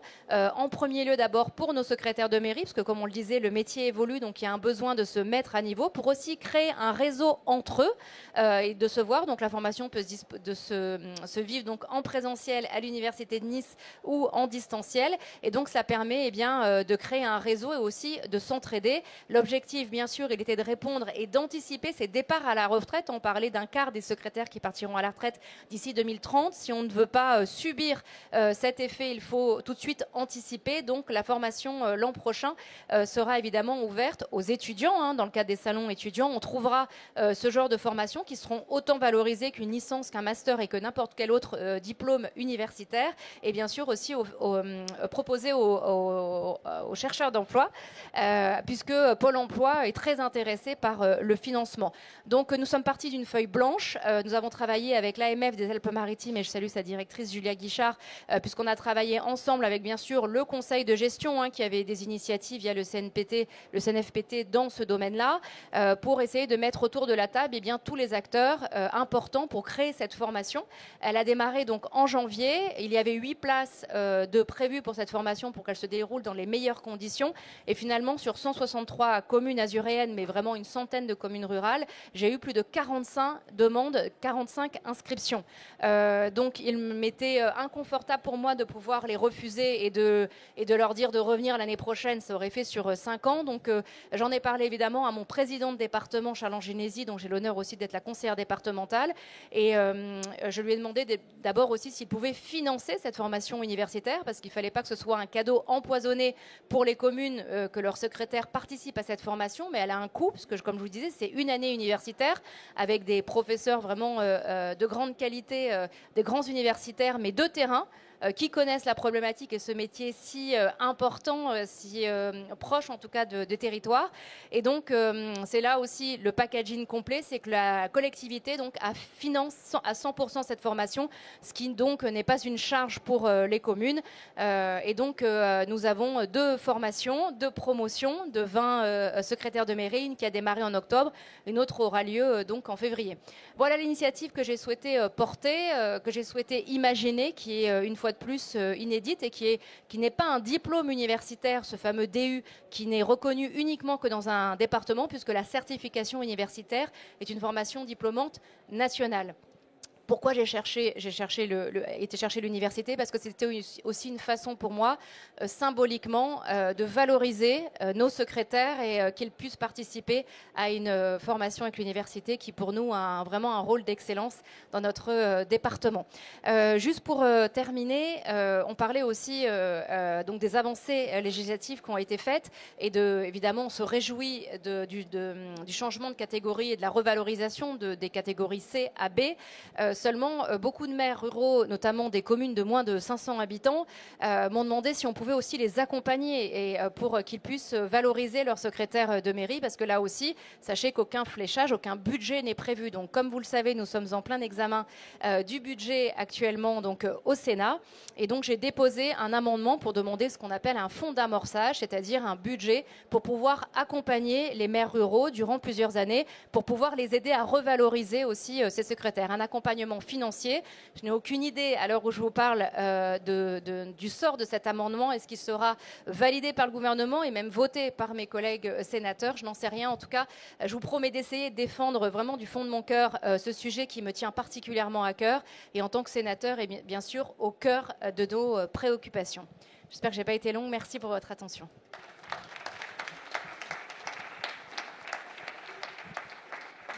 Merci beaucoup pour ce témoignage. Un autre témoignage aussi important, Sandrine Gauthier-Pacou, qui est maire de Ménois, mais présidente de l'association départementale du Jura.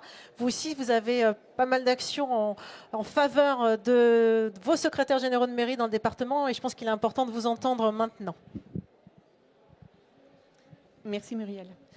Bonjour à toutes et tous. Donc, Madame la sénatrice, bravo pour cette initiative qui pourrait sans doute être conduite sur d'autres départements. C'est vraiment une belle chose. Je valide tout à fait les propos de Madame la présidente de l'association des maires ruraux. Je valide complètement. La secrétaire de mairie et le maire sont obligatoirement un binôme. Ça ne peut pas fonctionner autrement. Moi, je suis cadre dans la fonction publique territoriale, donc je connais parfaitement la problématique. Et effectivement, la secrétaire amène sa technicité et le maire amène sa politique. Chacun sa place. Un maire passe un concours s'il veut être technicien. Une secrétaire de mairie se présente aux élections si elle veut être élue. Donc, comme vous l'avez dit, chacun sa place et c'est comme ça que ça doit vraiment fonctionner. Je voulais rappeler qu'il existe quand même, parce que moi je suis une ardente défenseur du statut de la fonction publique, il existe quand même des concours dans la fonction publique, concours de rédacteurs, concours d'attachés. Il ne faut pas oublier que c'est quand même le déroulement de la carrière quand on est titulaire de la fonction publique. Je comprends qu'il est très très compliqué de passer des concours dans la fonction publique, notamment pour les secrétaires de mairie, parce que vous n'avez pas le temps de les préparer. Ce n'est pas possible. On ne peut pas abandonner son poste pour partir en formation. Ce n'est pas possible. Donc le concours, vous le passez, vous ne le préparez pas. Donc voilà, c'est vrai que c'est quand même beaucoup plus compliqué. Il y a vraiment une inégalité entre les petites communes et les plus grosses communes. Sur le département du Jura, mais je pense que ça se produit dans tous les départements, en concertation avec le CNFPT, nous organisons pour les secrétaires de mairie en poste depuis moins d'1 an ou depuis moins de 2 ans aujourd'hui, des formations sur des thématiques vraiment très très particulières. La responsabilité des élus, le fonctionnement du conseil municipal, etc. etc. Donc le CNFPT s'engage énormément dans les formations pour les secrétaires de mairie. Donc merci au CNFPT. Je suis formatrice pour le CNFPT, donc voilà. Il existe des formations donc, pour les demandeurs d'emploi en reconversion également. Sur le département du Jura, donc, on sait que de plus en plus de communes vont se retrouver sans secrétaire de mairie. Donc dans le cadre d'une reconversion professionnelle, certaines personnes se positionnent sur cette formation de secrétaire de mairie.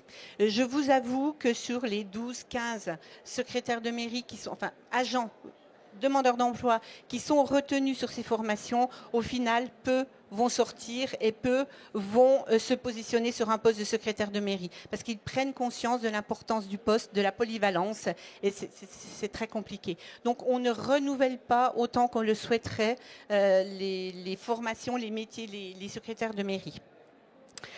Oui, je voulais apporter aussi un point particulier. Alors je ne sais pas si monsieur le sénateur pourra rebondir sur cette problématique. Les secrétaires de mairie qui sont mis à disposition par les communautés de communes. On a des pôles de secrétaires de mairie au sein des communautés de communes qui sont mis à disposition et il semblerait que ces secrétaires de mairie mis à disposition ne puissent pas obtenir le grade de secrétaire général de mairie. Donc je ne sais pas si vous pourrez répondre à cette question. Voilà, c'est quelque chose quand même d'assez... Oui, ok. Un point aussi sur les agents qui sont recrutés en CDD. Nous avons donc dans les collectivités beaucoup aujourd'hui de secrétaires de mairie qui sont recrutés en CDD sur le grade d'adjoint administratif, principal première classe, principal deuxième classe, parce que ça ne nécessite pas le concours. Attention, si vous recrutez dans ce cadre-là et que vous répondez donc aux obligations de la loi à modifier le poste de manière à passer votre secrétaire de mairie rédacteur, l'ancienneté va repartir à 0. Votre secrétaire de mairie a été recruté il y a 3 ans en CDD sur un poste d'adjoint administratif. Lorsque vous la nommez rédacteur, les 6 ans nécessaires pour la CDIser repartent à 0. Donc ça, c'est quelque chose à avoir en ligne, à avoir en tête aussi. C'est quand même important, à moins que monsieur le sénateur apporte des informations complémentaires. Oui, aussi, on a évoqué la NBI. Alors attention, mesdames, messieurs les maires, lorsque vous octroyez une NBI pour votre adjoint administratif, enfin pour votre secrétaire adjoint administratif non première classe ou non deuxième classe, c'est illégal. La CNRACL, donc sur laquelle, enfin, la NBI est impactée par la CNRACL, mais les secrétaires de mairie qui sont adjoints administratifs peuvent potentiellement se faire rattraper par la CNRACL parce que c'est illégal. Donc toutes les cotisations versées dans ce cadre-là peuvent être annulées. Donc voilà, soyez vigilants et faites attention. Voilà, je crois que c'est tout ce que je pouvais apporter comme information pour l'instant. Merci Muriel. Merci beaucoup Sandrine. Moi, je partage ce qu'on dit la sénatrice et autres. Je pense que l'auditorium l'année prochaine pour parler fonction publique, ce serait très bien. Je pense qu'on a beaucoup de sujets et le secrétaire de mairie aussi. On fera en sorte d'avoir aussi cette belle salle avec nous. Le temps nous est compté, donc, mais j'ai encore 2 intervenants et c'est important de les faire parler aussi. Simplement sur la question...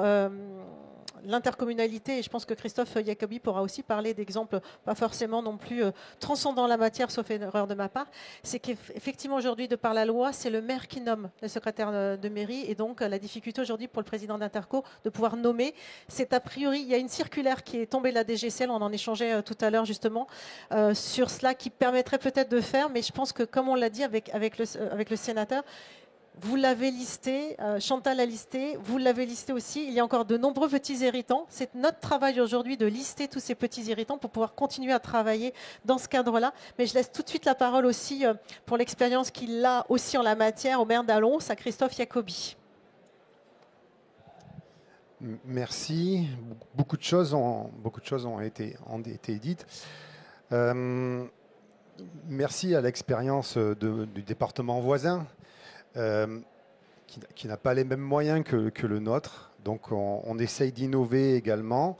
Aujourd'hui, le centre de gestion veut mettre en place une formation et on se heurte à France Travail, voilà, qui ne veut pas financer. Alors on nous dit le CNFPT. Non, le CNFPT ne peut pas financer puisqu'ils ne sont pas employés. Aujourd'hui, ce sont des agents des personnes plutôt qui sont demandeurs d'emploi. Donc on a un peu quelque chose qui est schizophrène. Chez monsieur le sénateur, vous me disiez que c'est la région qui prend le relais, donc on voit pas mal d'initiatives. Nous, dans ma communauté de communes, on a hérité, fusion de 5 communautés de communes, on a hérité d'un service qui était mutualisé. Et ce service, c'est un peu compliqué. un peu compliqué parce que finalement, les maires sont attachés à leur secrétaire de mairie, c'est un binôme, etc. Et donc, on voit bien que le remplacement, bon, ça bat un peu de... Par contre, ce qu'on a mis en place au niveau de l'Interco, c'est une formation avec le CNFPT, une formation au plus près. Parce qu'on s'est dit, se déplacer, c'est compliqué. Et on a dit, on va amener la formation au plus près des agents pour leur permettre d'être présentes, souvent c'est des femmes, pour être présentes et leur donner les bonnes informations. Ce qui fait qu'on donne les informations sur la vie de l'Interco et on donne les informations sur la vie des secrétaires généraux de mairie. Voilà. Donc c'est un peu une initiative et ça fonctionne. Aujourd'hui, on arrive à mobiliser énormément de personnes sur ces formations, donner la bonne information et donner les bonnes formations pour faire fonctionner ce métier. Donc on le voit, plein d'initiatives au niveau français. Hein. Moi, j'ai participé à dernièrement, donc il y a une mission qui est en train d'être mise en place sur les formations. C'est vrai que la France, dans sa totalité, propose plein de solutions. Je pense que maintenant, aujourd'hui, il faut qu'on arrive à des solutions concrètes. Je parlais de France Travail. France Travail, il faut qu'on ait une réponse qui soit nationale. Il ne faut pas qu'elle soit locale.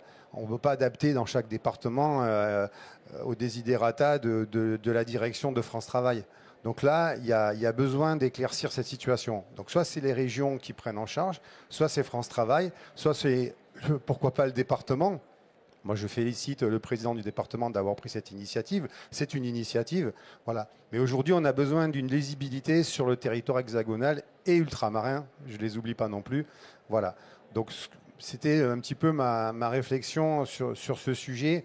Et je crois quand même qu'au niveau des intercos, on dit toujours du mal des intercos. Les intercos, c'est un rassemblement de nos communes. C'est nous, maires, qui sommes décisionnaires de la politique de l'interco.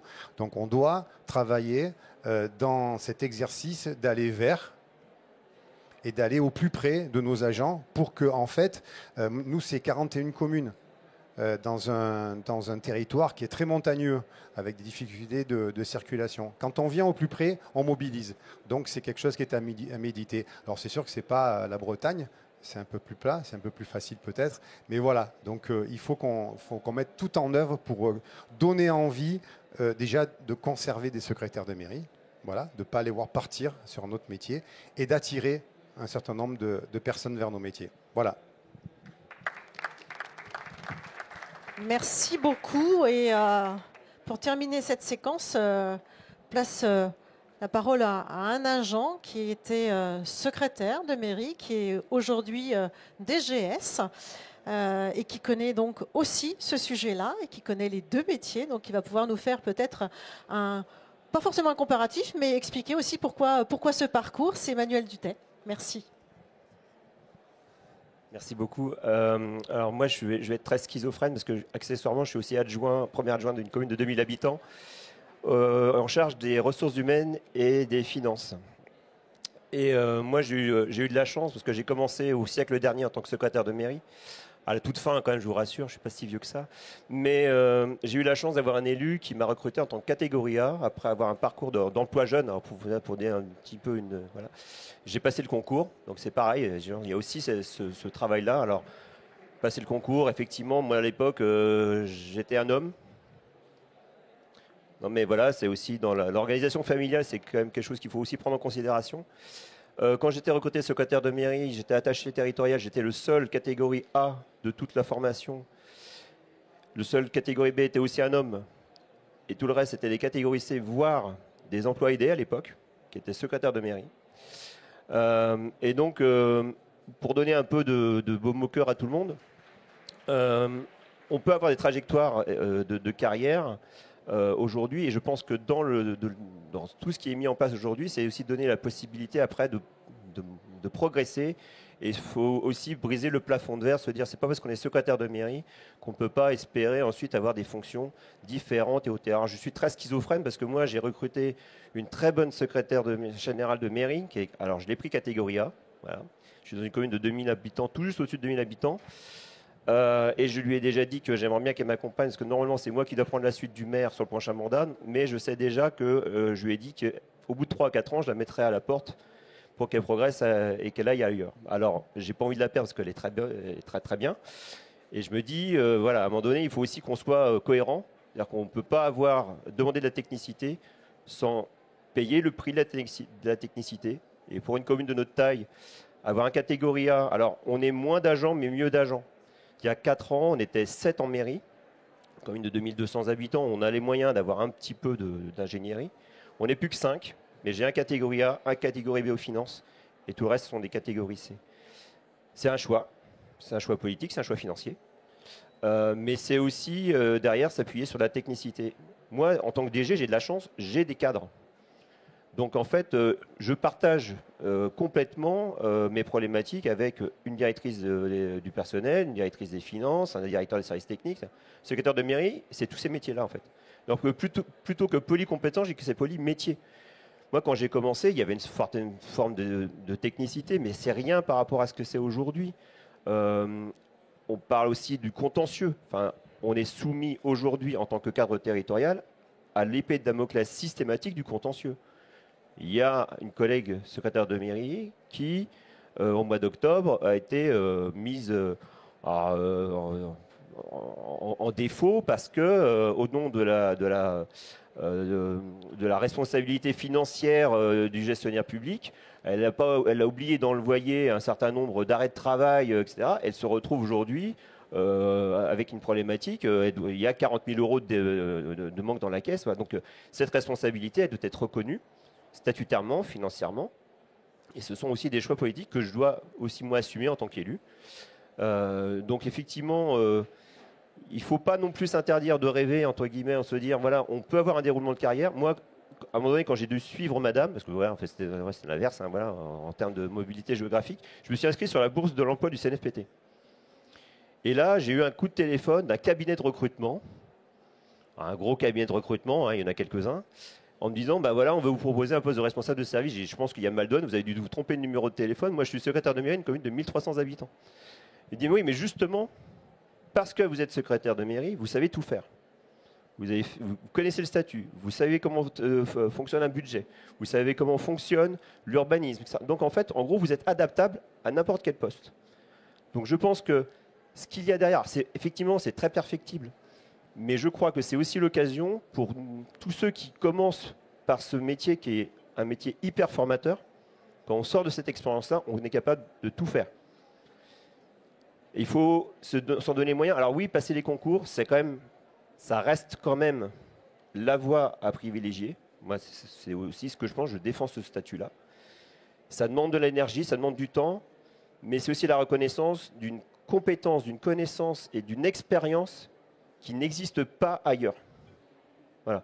Et moi, j'aime bien recruter dans mes services en tant que DG des secrétaires de mairie. Alors effectivement, je vais les piquer à d'autres maires, mais je sais que ce sont des gens qui connaissent par cœur le fonctionnement des collectivités territoriales et qui comprennent les problématiques de l'ensemble des autres collègues. Voilà pour le petit retour d'expérience. Merci beaucoup. On touche à la fin avec quelques minutes de retard. Je vais prendre quand même quelques questions. On va essayer. Voilà, il y avait 2 questions. Peut-être une troisième. On va faire ça en 5 minutes. Questions courtes, concises. Réponses courtes et concises. 5 minutes, top chrono pour pouvoir y faire, pour que je puisse faire un minimum de conclusion en 30 secondes. Je vous écoute. Merci madame. Oui, vous m'entendez. Moi, c'est juste un retour d'expérience que m'a demandé mon président. Donc, vous savez, je suis un fonctionnaire zélé. Donc, quand Yon Nedelec me demande de faire un retour d'expérience sur la promotion interne en Finistère, je le fais. Donc, une trentaine d'agents concernés sur l'API de rédacteur, enfin, pour passer rédacteur cette année. 11 personnes qui ont été nommées, qui ont été sur la liste d'aptitude, pardon. 5 au final qui, pour l'instant, un mois après la liste d'aptitude, ont été réellement nommés par leur maire. Sur les 11, 4, leur reclassement indiciaire, c'est 0 point d'indice. 1, c'est 1 point d'indice. Et pour 6 d'entre eux, c'est entre 9 et 24 points d'indice de reclassement. Donc soit entre 44 € et 118 € bruts par mois. Sur les bonifications d'ancienneté... Vous avez une question quand même? Non, c'était une Parce que cette observation, elle serait pertinente tout à l'heure. parce que nous allons parler aussi grille indiciaire, nous allons parler plus généralement aussi de ces éléments. Je vous la refais tout à l'heure, si vous voulez. Oui, pas de souci. je pense que ce serait intéressant que vous reveniez tout à l'heure pour en faire état, parce qu'au-delà, effectivement, on en parlait tout à l'heure, on a parlé avec Cédric Vial, il serait extrêmement intéressant d'avoir un diagnostic aujourd'hui, effectivement, des premiers prémices de ce plan de requalification et d'aller dans vos départements, savoir effectivement qui est en cours de requalification et où sont les points d'achoppement, est-ce que ça représente, parce qu'il va falloir qu'on travaille. Et l'année prochaine, vous avez compris, on reparlera secrétaire généraux de mairie. Donc, est-ce qu'il y a 2 autres questions? Une question. Vous avez, sur le fil, j'ai failli pas vous voir. Atto, oui. Première question très rapide. Catégorie C, j'avoue qu'on commence à être pas mal valorisé. Le problème, c'est que je suis adjoint administratif tout court. J'ai dû, à la demande du maire, baisser mes requalifications salariales dans le sens où la mairie était endettée. La question que je pose en fait, c'est qu'est-ce qu'on peut faire pour ceux qui ne sont que contractuels, qui ne sont pas encore fonctionnaires et dont on est obligé d'attendre 8 ans, c'est-à-dire après le 1er janvier 27 ou 28 concernant ce qui est demandé pour notamment être juste au minimum du catégorie B. Alors, il n'y a que les dispositifs qui aujourd'hui existent mais qui n'existaient pas avant. Je tiens quand même à le rappeler. C'est qu'aujourd'hui, il y a eu cet effort complémentaire de fait. Oui, c'est 8 ans, sauf après passage de concours avec toutes les difficultés qui sont celles de passer un concours de catégorie B ou de catégorie G. Et effectivement, on ne pourra pas répondre à toutes les questions. Donc, vous êtes dans cette fameuse situation complexe et compliquée sur laquelle aujourd'hui on n'a pas de réponse immédiate. Et c'est vrai que le recrutement en contractuel, il a été renforcé d'ailleurs par la loi, parce que c'était aussi nécessité pour les employeurs d'avoir de la souplesse et de pouvoir recruter, parce qu'il faut qu'on recrute. Mais derrière, il faut qu'on trouve aussi les portes, je ne vais pas dire de sortie, mais les portes d'entrée justement pour pouvoir accompagner aussi les contractuels dans l'emploi de secrétaires généraux de mairie. Donc il y aura encore du sujet là-dessus. Voilà, j'ai pas de réponse aujourd'hui, mais vous faites partie de ces personnes qu'on a identifiées sur lesquelles il va falloir travailler. Simplement parce qu'on est déjà en retard, je le vois au regard que me lance Stéphanie Colas, et que nous avons encore la possibilité de parler maire-employeur à partir de 14h, salle liberté. Ça, c'est un mot qui nous tient à cœur à l'Association des maires de France. Merci, Madame la sénatrice, Monsieur le sénateur, mes chers collègues. Oui, on continue à se voir. Merci au public venu en nombre. Je sais que ce sujet est toujours d'importance. N'hésitez pas à nous solliciter. Vous le savez, l'Association des maires de France est à vos côtés pour répondre à vos questions. Je suis très heureuse d'avoir une fois de plus pu échanger avec vous et avec ces intervenants de qualité sur ce métier indispensable aux communes rurales qu'est le secrétaire général de mairie. Vous l'avez compris, ce n'est pas le mot de la fin, c'est toujours un commencement, mais nous allons y arriver parce que c'est un travail collaboratif. Merci à tous.